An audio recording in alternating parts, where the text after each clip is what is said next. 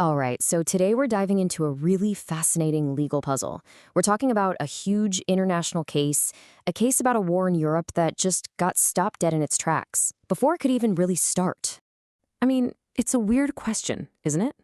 You'd think a case about war is exactly what the world's highest court, the International Court of Justice, is for. But nope. In this instance, the court basically just slammed the door shut. So the big question we're tackling here is, why? Okay, so let's set the scene here. The year is 1999. The Federal Republic of Yugoslavia, which at the time was Serbia and Montenegro, goes and files a case. And not just against anyone, but against the Netherlands and 9 other NATO members. And the reason? The 78-day bombing campaign in Kosovo. And listen, the charges they brought were staggering. I mean, Yugoslavia's application was this massive laundry list of alleged violations. Things like breaking the ban on using force, illegal intervention, violating their sovereignty, not protecting civilians, you name it. This was way more than just a lawsuit. It was a full-on challenge to the legality of the entire NATO operation. So, as you can imagine, the legal wheels turned pretty slowly. It took 5 whole years. Finally, in December 2004, the International Court of Justice is ready to deliver its judgment. And get this, in a court that's famous for split decisions, this one was unanimous. Every single judge was on the same page. So what could they possibly all agree on? Well, they agreed that the court had no power to even hear the case in the first place. That's right, dismissed. And not on the merits, It wasn't about whether the bombing was legal or not. It was because the court decided it just didn't have jurisdiction. And that's the language right from the judgment itself. Unanimous. No jurisdiction. Can you imagine? After 5 years of fighting this legal battle, for Yugoslavia, the courtroom door was just locked. And the key was thrown away. Okay, so this is the absolute key thing to understand. The court never made a call on whether NATO's actions were legal or illegal. They basically said they weren't even allowed to look at the question. The whole thing came down to a procedural roadblock. So let's break down exactly what that roadblock was. Yeah, the whole thing boils down to just one word: jurisdiction. The best way to think about the International Court of Justice is like a super exclusive club. You can't just walk up and file a lawsuit. You've got to prove you have the right to even be in the building. Jurisdiction, that's your golden ticket. It's the key that gets you in the door. Now, the main way to get that key is usually pretty straightforward. You just have to be a member of the United Nations. Simple, right? See, if you're in the UN, you're automatically part of the court's club, which gives you access. But, and this is a huge but, here's where it all gets incredibly messy. Was Yugoslavia actually a UN member back in 1999?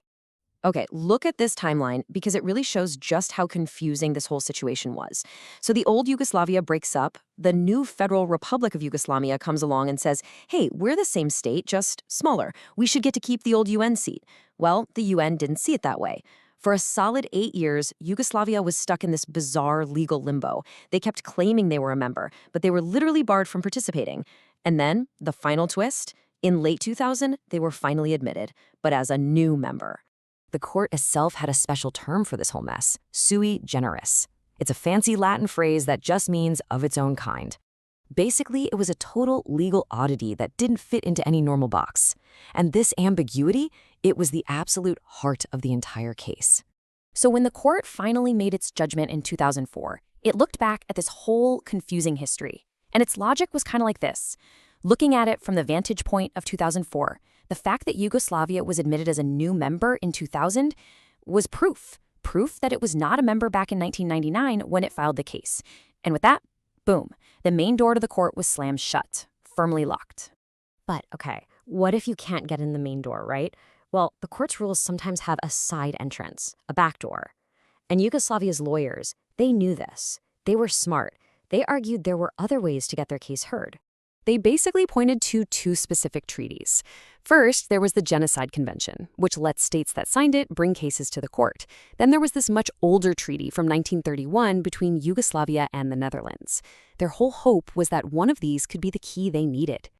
And the legal argument for this comes right out of the court's own rulebook. It says non-members can get access through special provisions contained in treaties in force. And believe it or not, the entire case came to a screeching halt over the meaning of that one little phrase. So here's the big showdown. On one side, you have Yugoslavia arguing that treaties in force means, well, any treaty that was in force when they filed the case in 1999.